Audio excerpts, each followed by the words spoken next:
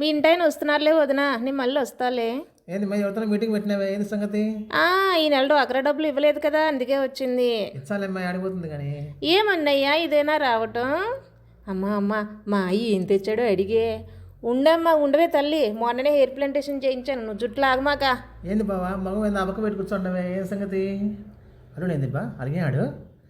ఏం లేదు మామ, మొన్న పండుగ అయిపోయింది కదా, ఓ చుక్క లేదు ముక్క లేదు, ఏం చేయాలా అని. ఓ అన్ని పాసుకులా అంతేనా, తెచ్చిచ్చాలే ఏముంది కానీ. ఏదో క్యాన్సర్ తెచ్చియాలని ఏమవుతుంది ఆయన. వెళ్ళండి తొందరగా, మా అన్నయ్య వెయిట్ చేస్తున్నాడు కదా, తొందరగా తీసుకురండి, నేను వంట చేస్తాను. వెళ్తాడు అమ్మాయి, ఆడిపోతాను వెళ్ళకుండా.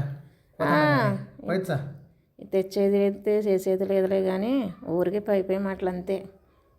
వెళ్తున్నారులే అన్నయ్య, తెస్తారులే. సాయంత్రం బాగా చికెన్ కూర వండుతాను, తినేసి వెళ్దులే అన్నయ్య. ఏం తెచ్చేది?